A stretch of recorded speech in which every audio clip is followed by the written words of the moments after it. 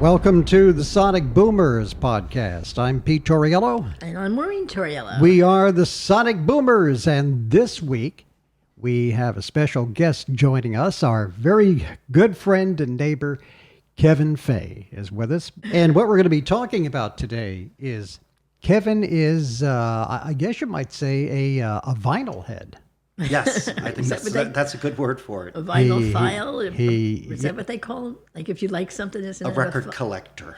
That's good. Yeah, and he does collect LPs and 45s too, right? A few hundred Yeah. 45s. And there are a lot of people that are saying that vinyl is back.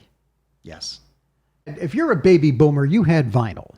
sure did. You grew up with vinyl because it was before the digital age. It was before CDs or anything else. And so you had the 45s and the 33s, and maybe you had some of your parents' 78s. I know that I did. And there are two different camps, and I'm wondering which one you're in, Kevin, because there is one camp that is into vinyl because they say it sounds better. Now, I'm not an engineer, nor do I play one on TV. So I can't say. And I don't know if in a blindfolded test, if I would be able to pick one over the other. Do you do it because you think they sound better, or is there something else to it that makes this hobby so important to you?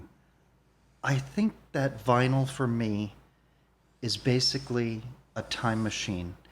It's something that has been with me my whole life. The records tell stories to me, and each record individually says something about some point of my life, whether it be Christmas, disco, show tunes, rock. And vinyl just is such a wonderful thing. They say that the sight of the record cover, the smell of the vinyl, it's just, and then when you put the record on and you hear crackles or maybe it skips, it's just such a wonderful thing. And a CD doesn't skip. But I will say that the vinyl, I love the sound of the vinyl. There's nothing like it. So you're not an audiophile? No, not per se. Yeah. Because I just read an article about which sounds better. And of course, it's split down the middle. There are engineers who are going to say that vinyl sounds better for all of the above reasons. There are other engineers who say, oh no, it can't possibly sound better than digital, because when you have vinyl, you have surface noise, you have scratches, you have turntable rumble. The turntable may not be running at the perfect speed. There are some instances, they said, where you can walk across a room and your footsteps get picked up. Yeah. I never noticed any of that. It wasn't important to me. I was playing my songs, and I think it's the same way with you. It is the experience, and for you, you've just said that those little pops and clicks and the surface noise add to it rather than detract. Definitely, certainly. When you play a record and there's something on there that it may not be, there's ways of cleaning the records now that we didn't have back in the 60s and the 70s. You know, they make machines that will clean the records for you. They make solutions. My husband makes a solution for me that I spray on the records really? and then clean them. And it works really, really well.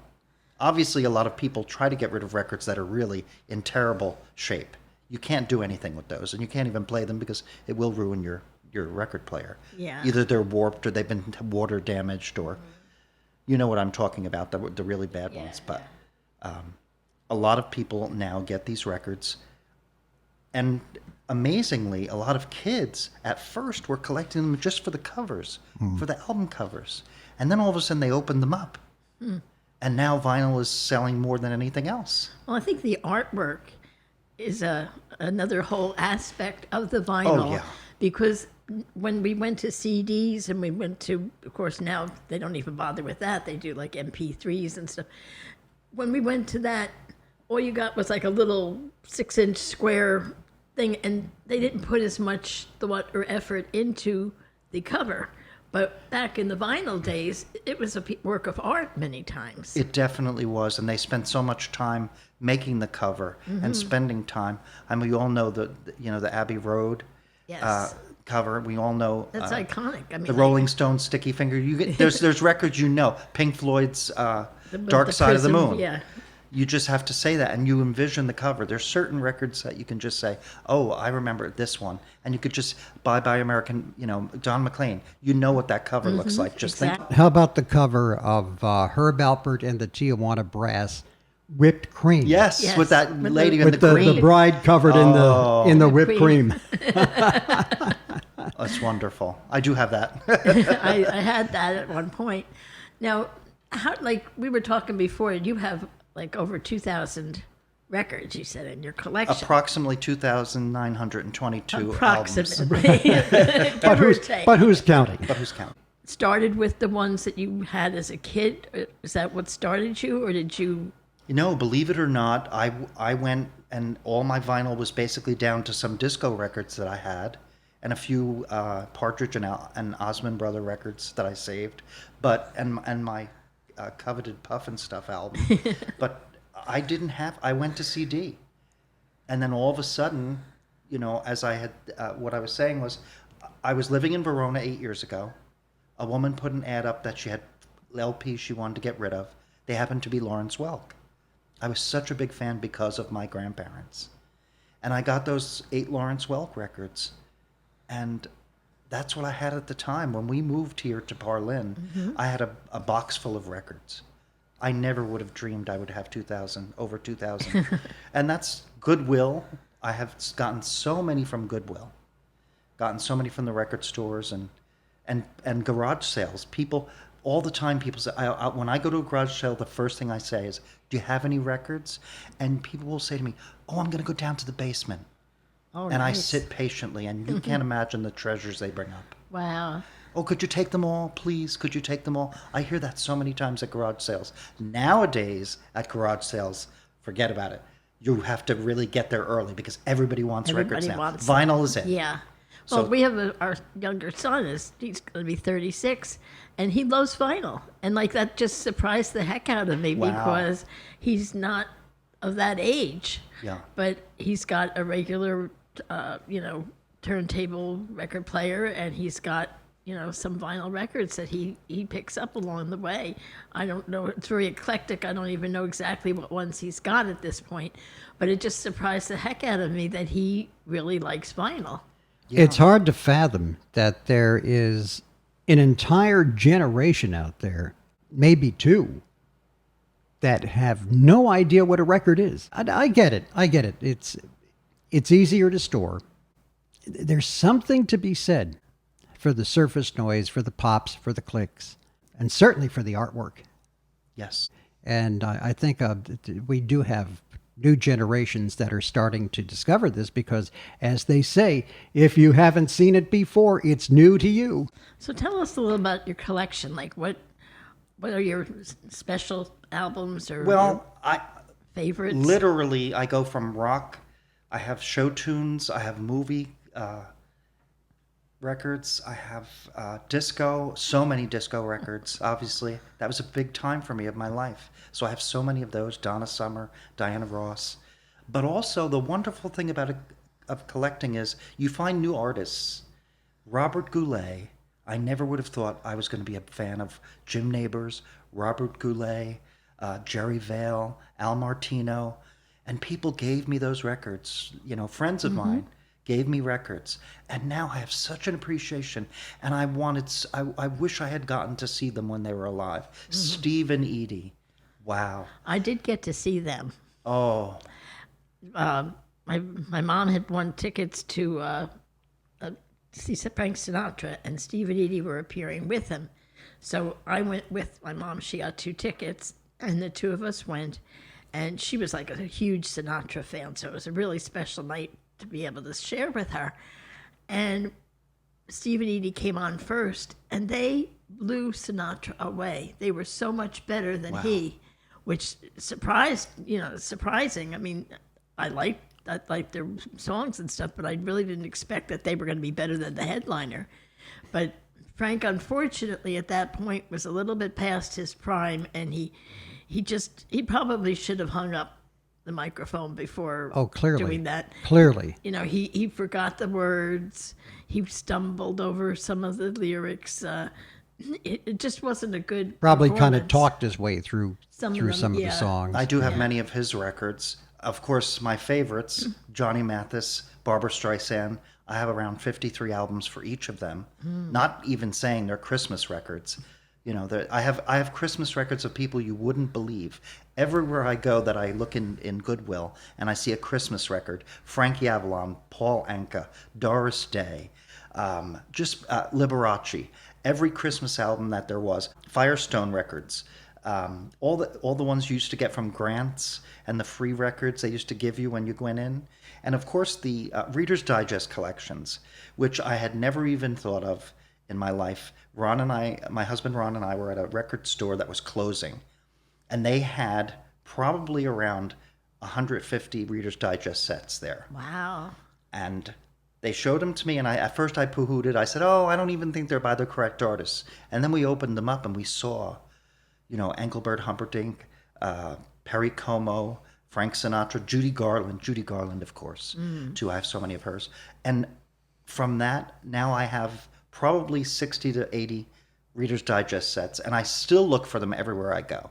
I still pray that there's some, you know, family that had collected them, and maybe they're sitting in their cellar and they're ready to give them away. Now, is there a listing anywhere that you could say you could check off and see if you got them all? No, I saw online there was a gay couple who had every one of them, and I think they had 150.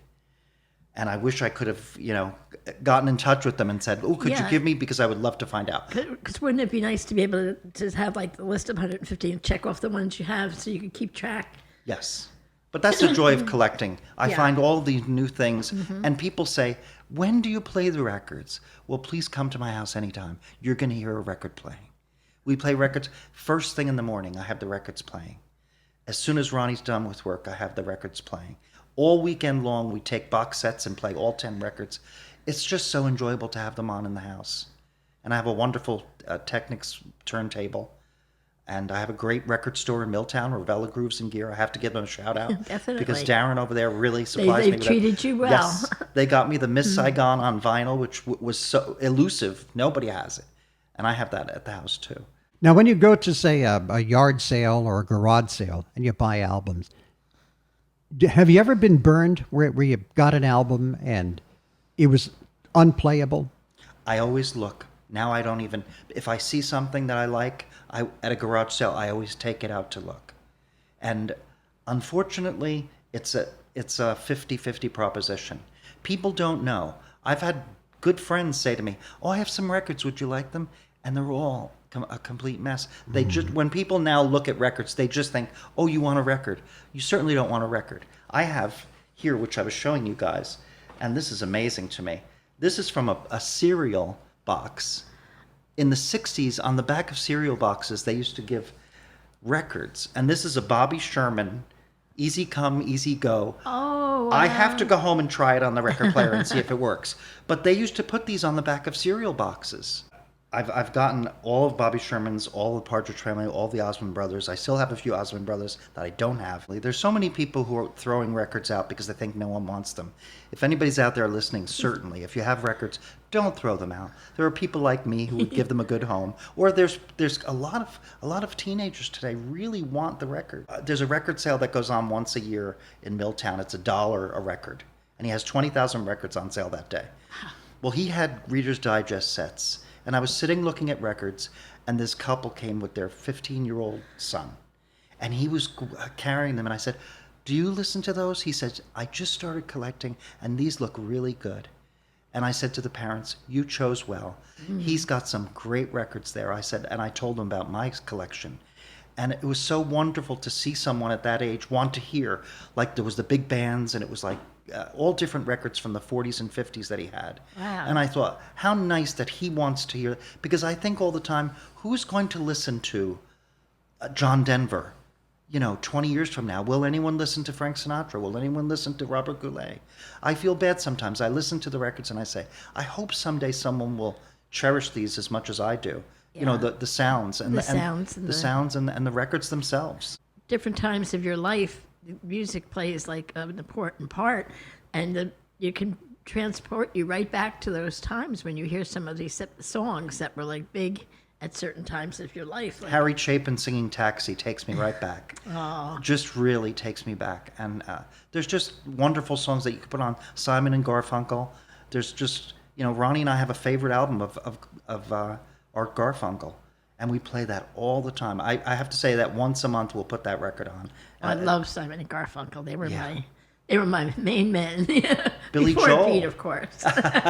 Billy Joel. I mean, you put on these records and you're back in the day. Yeah. Scenes from an Italian restaurant. All you have to hear is a bottle of red, a bottle of white, and you're there. And a record can take you there. It's just so wonderful. It's therapeutic. For me, it's so many things. It really makes me happy. I remember a song called Have You Seen Her by the Shy Lights. Yes. And at that time, I was in high school, and I had just broken up with a girlfriend in high school. And every time I would hear that song, Have You Seen Her, I would think about our breakup.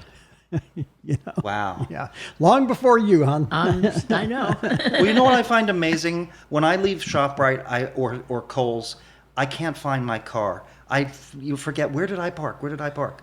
When the song comes on from 1965, I can sing those words of the song with no Exactly. problem. I can remember the words to these songs. All I have to do is hear, Sunday Morning by Daniel Boone, and I know every single word. I can tell you right now, and that's amazing how much a song, the vinyl has an impact on you that you can remember that so well. It's crazy, isn't it? It really Yeah. is. It really is. That those memories come flooding back. So what kind of prices are we looking at when you're out there and you're shopping for records? What is the price range? Goodwill, $1. Garage sales, $1 to $2. A brand new record. They're taking these records that were popular years ago. Now this is Bobby Sherman's greatest hits. They're taking these, remastering them, putting them out. This used to cost $4.99 when we were kids for a record. Records now cost $29 to $30. Usually $29 for an album. That's the average price of a brand new record. I just bought The Funny Girl with Leah Michele, and that was $40 because it's two albums. But as far as getting from people's houses, a lot of people will say, if they see that you're buying some, they'll say, oh, if you give me $10, you can take them all. But again, today, I don't know what's going to happen this summer. I'm really looking forward to seeing what people will charge because now they know vinyl is good. They see dollar signs, yeah. and they're ready to go. So do you remember what the first record you bought ever was? ABC by the Jacksons. Oh, okay. Was it a 45? It was a 45. It was. Isn't that amazing? Do you Yeah. remember? I had Purple People Eater. Wow. By I don't know. Big Bopper, wasn't it? I think Kevin? it was. I Big think Yeah, Bopper? might have been. Yes. And then also The Witch Doctor by Seville. David Seville. David Seville. And those two I remember very early on. And my uncle used to buy stuff for me, and he gave me shorts, which I never really liked, but it was, he gave me a bunch of 45s, and that was one of them. And as far as albums go, I knowing you were coming, I was trying to think what some of the earliest album I can remember buying myself, and I'd have to say I think it was probably the Monkees. Wow. I can remember when the Beatles' White album came out. I was in high school, and that was an expensive one because it was a double. Double.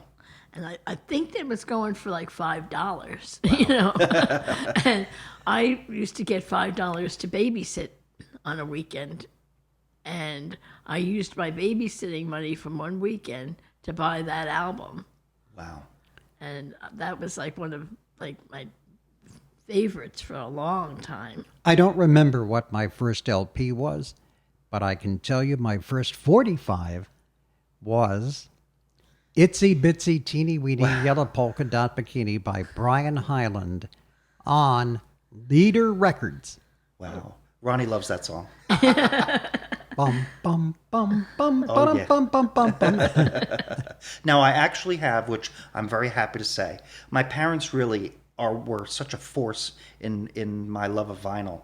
and when I was a child. My father loved jazz, and I always hated it. Now I have so many jazz records, you can't imagine. He'd be so proud of me. And he used to play jazz all the time. He used to play bongos in the house. Oh, nice. And my mother used to go around singing Doris Day's Que Sera Sera to me all the time.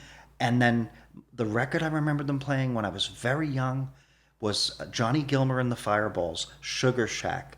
Well, I will play Sugar Shack. I love that. And I had the record, and when we moved, I lost it. Aww. And it was my parents' original record. So I look for that everywhere. I haven't found it yet, but I will find it. We lost all of our records in a flood because we used to keep them on the floor in our basement, and we had a flood. I think the water heater or something broke and Right. flooded the basement. And we they, thought they were okay. Yeah. Because we looked at them at the time, and they seemed like they had survived. So we didn't do anything yeah, further. I think the packaging looked like it was wet, but we thought, well, maybe the LPs are okay.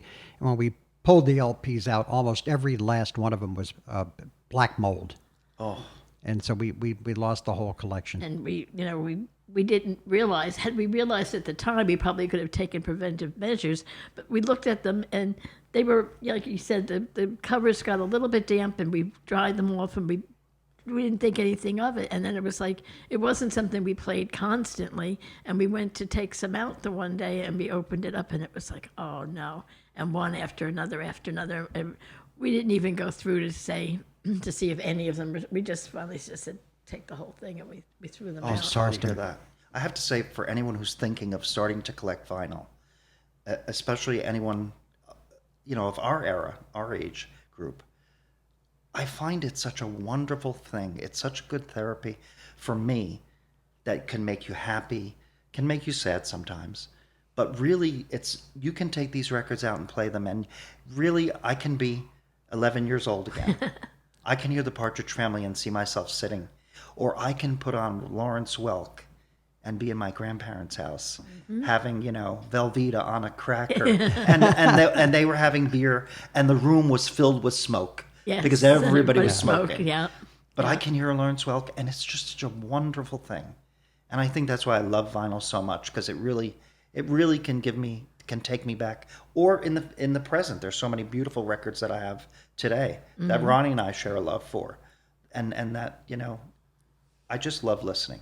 They say there are people that are suffering from Alzheimer's and dementia and various mental deficits, and yet they can put a record on and sing every word in the lyrics, I believe it. word I for believe word. It all comes back. That's It's amazing. a different part of the brain, I guess, that gets affected.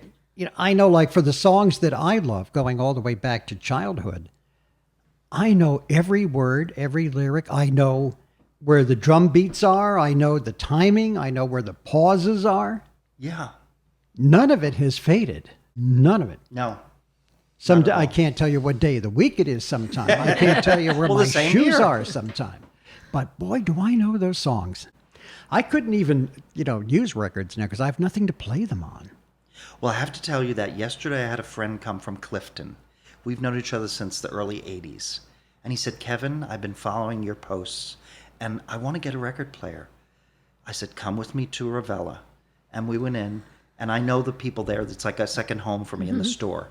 They sell record players that people have given them, and they have restored them completely. And he asked my friend, what's your price range? And he says, we don't discriminate here. Please don't think that this is for elitists or somebody. I mean, they have $4,000 turntables. Yeah. But they have $80 turntables. And he got a turntable, a receiver, and 2 Bose speakers. And he walked out of there for like $380 for everything. Wow. That's not bad. I have a Tandberg tuner amplifier, and I've got a couple of Bose bookshelf speakers, but I don't have the turntable. Hey, head on over to Ravella.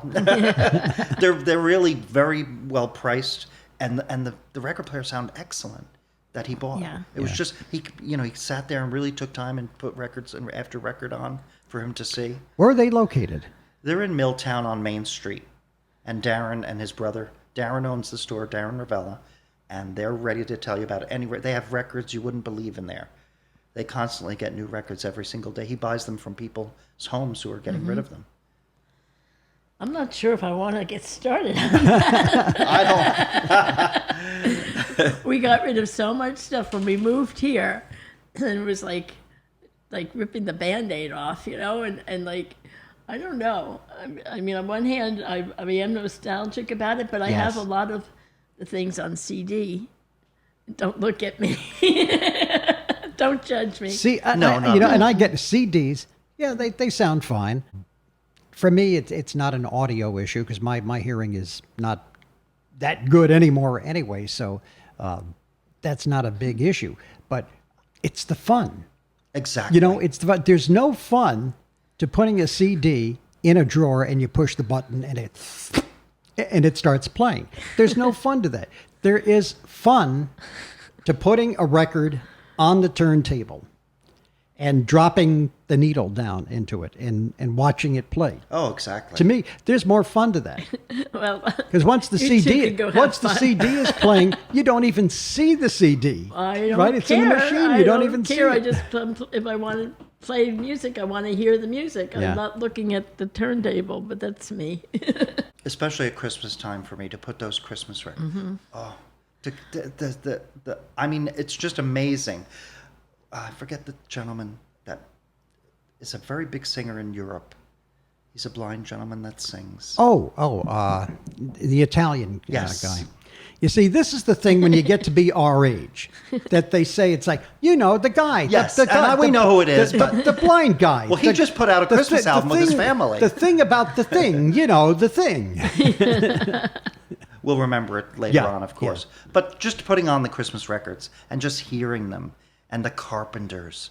You can play the I love the Carpenters CD all year, all day long, but when you put on the Carpenters Christmas album, there is nothing like hearing that stuff. harmonies. Yes. And her contralto voice, so beautiful when I hear her. Richard Carpenter did a wonderful thing. He saw vinyl coming.